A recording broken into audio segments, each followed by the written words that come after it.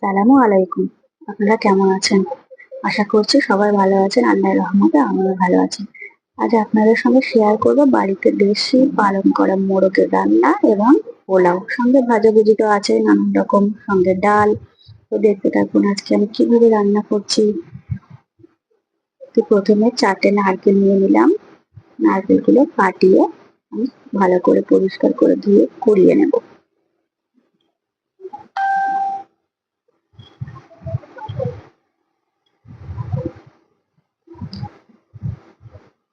আপনারা আমার ভিডিওটি প্লিজ পুরোটা দেখবেন। আশা করছি যারা রান্না পারে না, অনেকে পারে, সবাই তো পারে এখন রান্না, তো অনেক নতুন রাঁধুনি আছে যারা পারে না বা অসুবিধা আছে, জানতে পারে না, তাদের জন্য ভিডিওটি খুবই উপকৃত হবে আমার মনে হয়। তো নারকেলগুলো আমি কুড়িয়ে নিচ্ছি।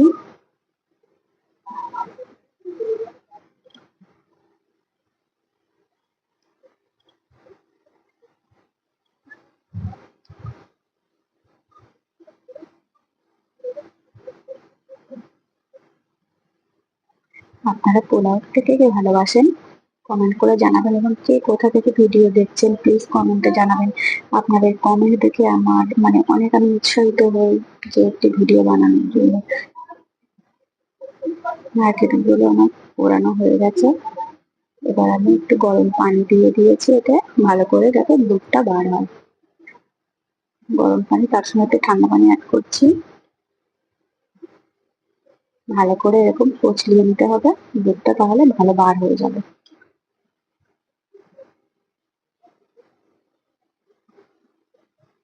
এবার আমি ছাঁকনি দিয়ে এটাকে ছেঁকে নেব।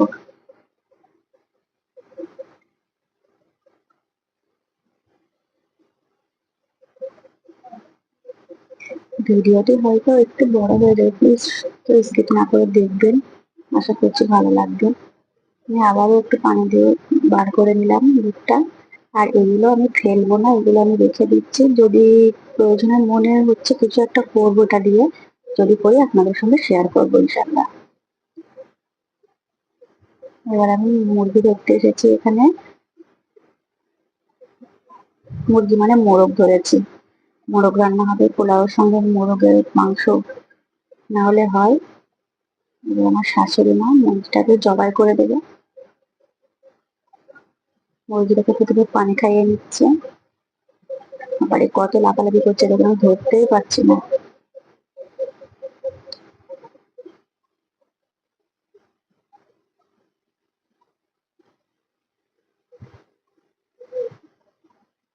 মুরগি জবাই করতে আমার অনেক ভয় লাগে, তবুও শাশুড়ি মা করছে, ধরতে হবে না, একজন না ধরলে তো হবে না।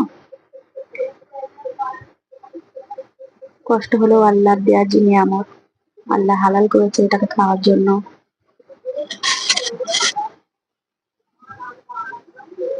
কে কে দেশি মোরগ মুরগি খেতে পছন্দ করেন কমেন্টে জানাবেন। মুরগিটাকে ভালো করে আমার শাশুড়ি মা পরিষ্কার করে দিয়ে দিচ্ছে।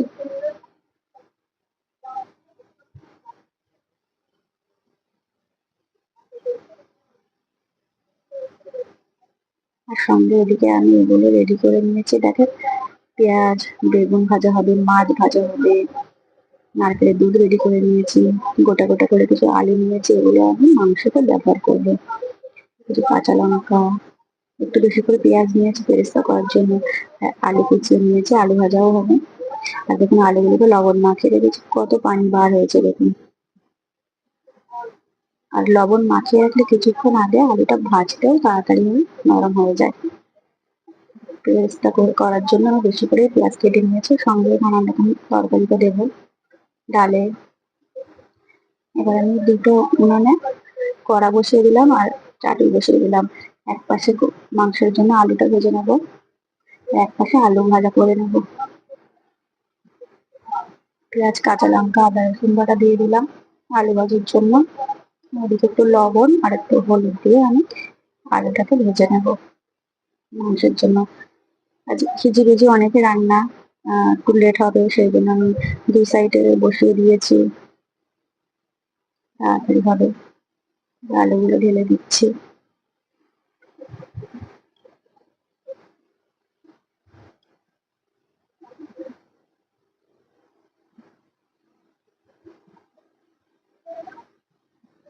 পোলাওয়ের সঙ্গে নানান রকম ভাজা হলে তার কোনো কথাই নেই, তাতে আবার দেশি মোরগ মাংস, আর ডাল তো সবারই প্রিয়।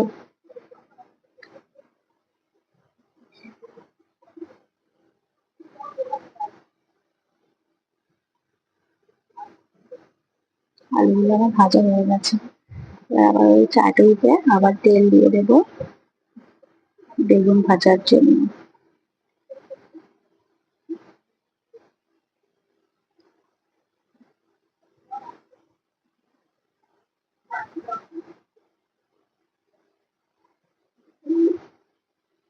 এদিকে আলু ভাজাটা প্রায় হয়ে এসেছে, এবার নামিয়ে নেবো।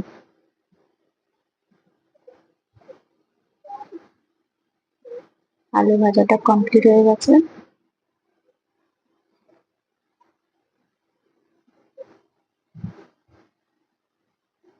এবার কড়াইতে আবারও তেল দিয়ে দেবো।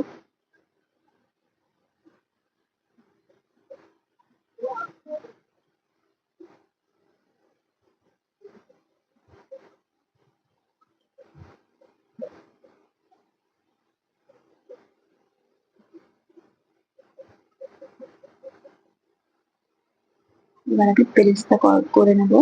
পেঁয়াজগুলো দিয়ে দিলাম তেলে, বেশি করে তেল দিতে হবে, দিয়ে আস্তে অল্প আছে পেরেস্তাগুলো ভেজে নিতে হবে, না হলে পুড়ে যাবে। এদিকে বেগুন ভাজা এক পিঠ হয়ে গেছে, এদিকে আমি মটরের ডালটা ভিজিয়ে দিয়েছি।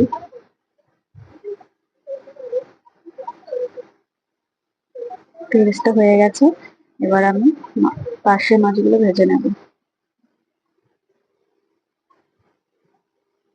পার্শে মাছগুলো আমার প্রায় ভাজা শেষ, এবার আমি ডিম ভেজে নেব।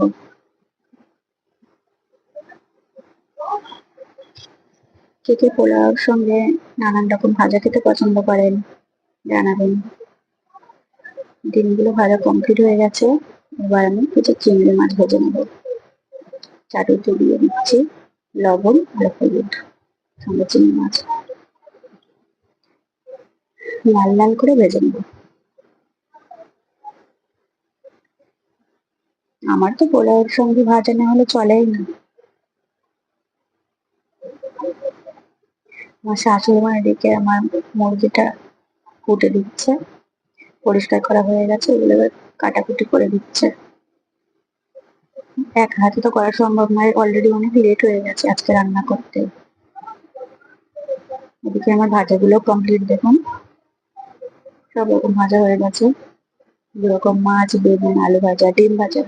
এবার আমি একটা প্রেশার কুকার বসিয়ে দিলাম ডালগুলো রান্না করার জন্য। 1 কেজি ডাল রান্না করবো, তার জন্য আমি এখানে প্রায় 1-150 গ্রাম মতো সরষের তেল দিয়ে দিয়েছি।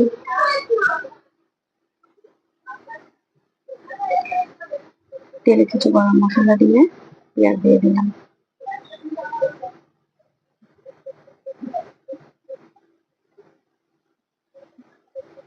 আদা রসুন বাটা দিয়ে দিলাম।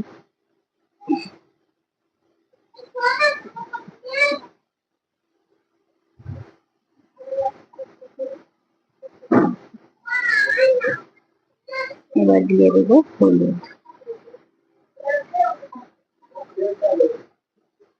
লঙ্কার গুঁড়ো, ডাল দিয়ে দিচ্ছি।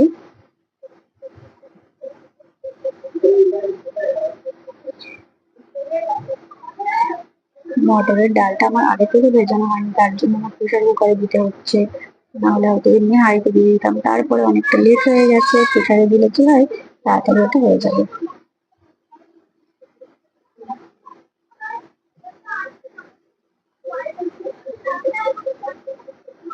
এবার আমি জিরে গুঁড়ো দিয়ে দিচ্ছি, মরিচের গুঁড়ো দিয়ে দিলাম,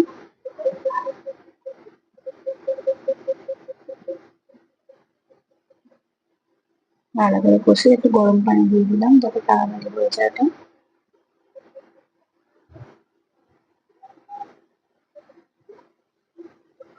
আমি ডাল রান্না করার সময় সবসময় এক সাইডে গরম পানি বসিয়ে দিই, গরম পানি দেওয়ার চেষ্টা করি ডালে। এবার পানি দিয়ে দিলাম সিটি দেওয়ার জন্য, এখানে আমি 2টি সিটি দেবো।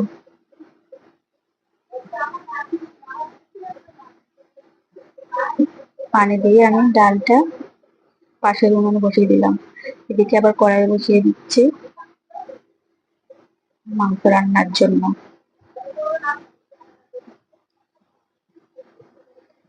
দিয়ে গরম মশলা দিয়ে দিলাম, এলাচ, দারচিনি, লবঙ্গ।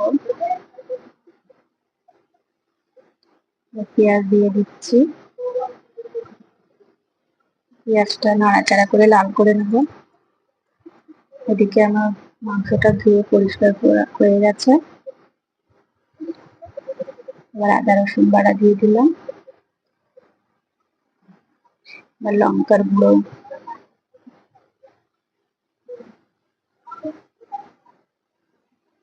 হলুদের গুঁড়ো দিয়ে দিলাম।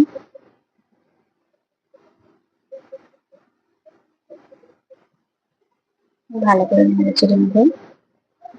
মরিচের গুঁড়ো দিয়ে দিলাম, জিরার গুঁড়া,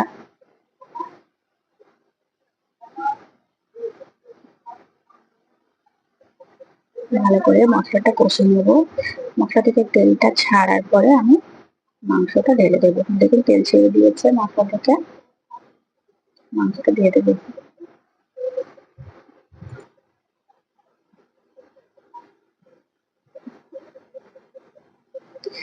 দিয়ে দেবো লবণ,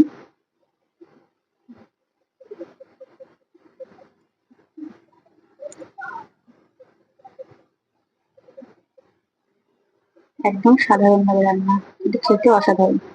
একটু পানি দিয়ে দেবো যাতে তলাটা লেগে না যায়।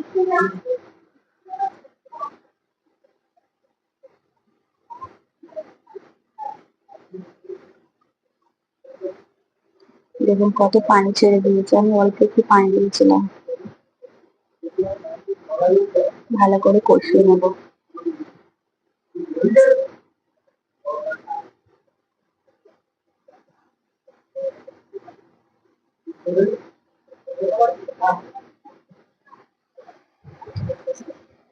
আমি আবারও একটু পানি দিয়ে দেবো, ভালো করে পানিটা মিশিয়ে ঢাকা দিয়ে সিদ্ধ করে নেব।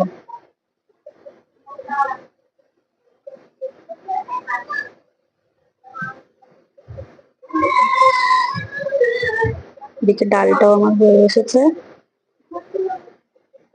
একটু গরম মশলা, ভাজা মশলা দিয়ে ডাল নামিয়ে নেবো। এতে মাংসে একটু পানি মরলেই আমি ভাজা আলুগুলো দিয়ে দেবো, দিয়ে আবারও একটু ঢাকা দিয়ে আলুগুলো সিদ্ধ করে নেবো, নাহলে আলুগুলো আবার গলবে না, সিদ্ধ হবে না। তার জন্য অল্প একটু পানি থাকছে, এগুলো দিয়ে দিতে হবে আলুগুলো।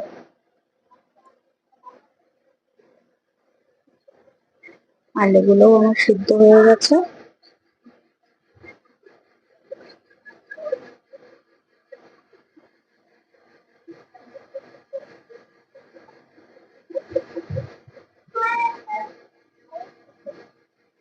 মাংসের কালার আপনাদের কাছে কেমন লাগছে? ক্যামেরাতে হয়তো ভালো বোঝা যাচ্ছে না, কিন্তু সামনে থেকে অনেকটা সুন্দর লাগছে। দিয়ে দেবো একটু ভাজা মশলা,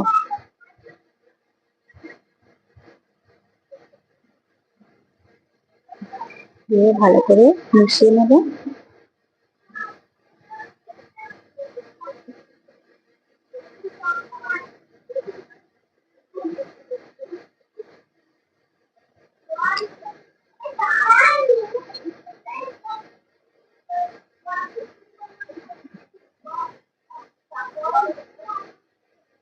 ভালো করে মিশানো হয়ে গেছে, এবার একটু অল্প করে ঝোল দিয়ে দেবো, বেশি ঝোল দেবো না।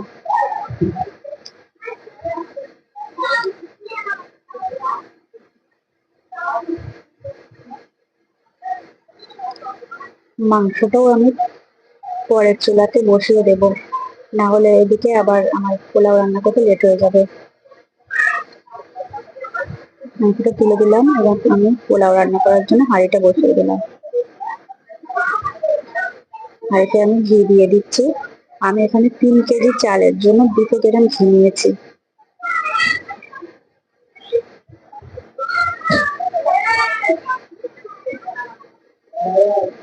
আপনারা উপকরণগুলো ভালো করে দেখবেন, এইভাবে বানাবেন, একদম পারফেক্ট হবে।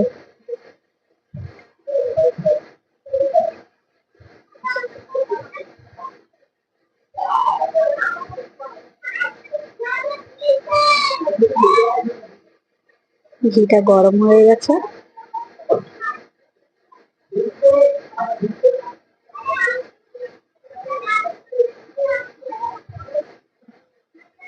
এবার আমি গরম মশলা দিয়ে দেবো কিছু। গরম মশলাগুলো দেওয়ার পরে আমি এখানে একটু আদার রস নিয়েছি। আদা 50 গ্রাম মতো আদা এখানে পেস্ট করে আমি রস বার করে নিয়েছি। রস বার করে সিটিটা কিন্তু ফেলে দিতে হবে। এবার আমি পোলাওয়ের চালগুলো ঢেলে দেবো।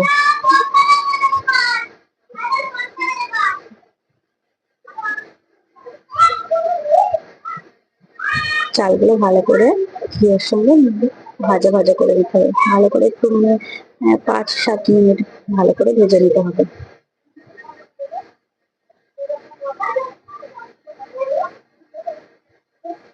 তো এখন যে ঘ্রাণ বার হচ্ছে,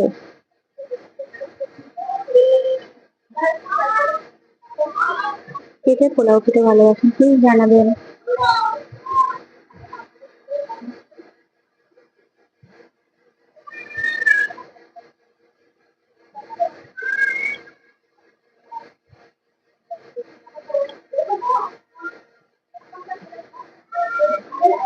চালগুলো আমার ভাজা হয়ে গেছে, এবার আমি নারকেলের দুধটা ঢেলে দেবো।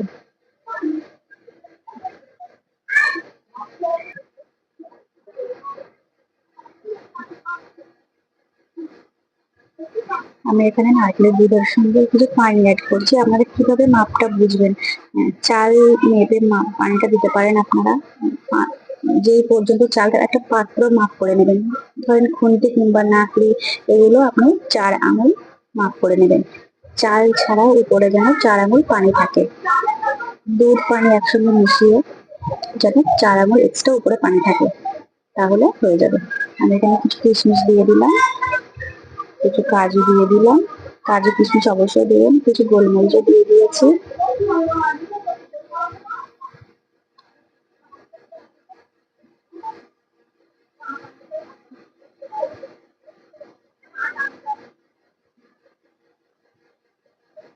আমার মনে হচ্ছে একটু কম হয়ে গেছে, আমি আবারও কিছু কাজু দিয়ে দিলাম আর কিশমিশ দিয়ে দিলাম।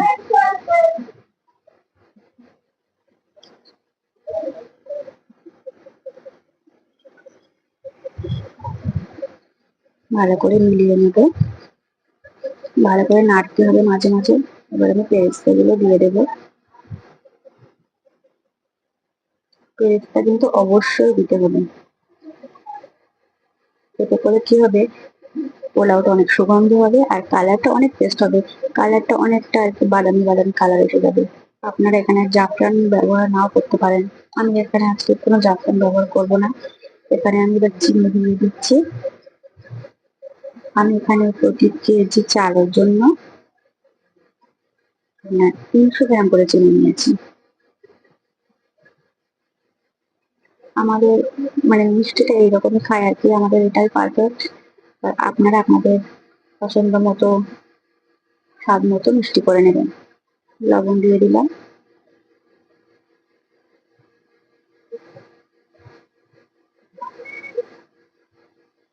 আমার পোলাওটা কিন্তু রেডি হয়ে গেছে। ঠান্ডা হলে কিন্তু আরো ঝরঝরে হয়ে যাবে। ভিডিওটা দেখার জন্য ধন্যবাদ।